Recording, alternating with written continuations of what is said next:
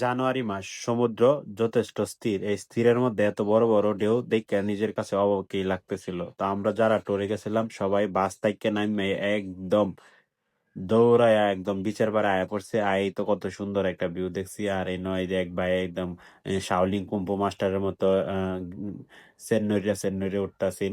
ভালোই লাগতেছে। আর একটা স্পিড বোট দেখছি একদম দৌড়ায় যাইতেছে। নিজের আর উড়নের খুব ইচ্ছা হয়েছিল, যদিও আমরা লাস্টের দিন খুব এনজয় করছিলাম স্পিড বোটে উঠতে।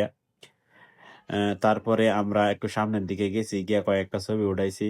উঠানির পরে এনে অনেকগুলা বাইক আছে যেটি ঘন্টায় 400 টাকা করে, অত দামে আমরা আর নিছি না। আর এনে কিছুক্ষণ ঝিনুক করাইছি। অনেকেই দেখতাছিলাম যে ঝিনুক করাইতাছে।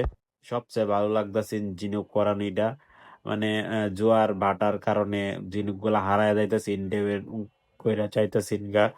এরপরেও অনেক চেষ্টা করতেছিলাম যেন কয়েকটা ঝিনুক হইলেও কুড়াইয়া মুড়াইয়া লইতাম পারি। অনেকগুলা ঝিনুক আসে আসলে পানির স্রোতের কারণে, আবার এগুলার আর দেখা যায় না যেহেতু পানি ঘোলা।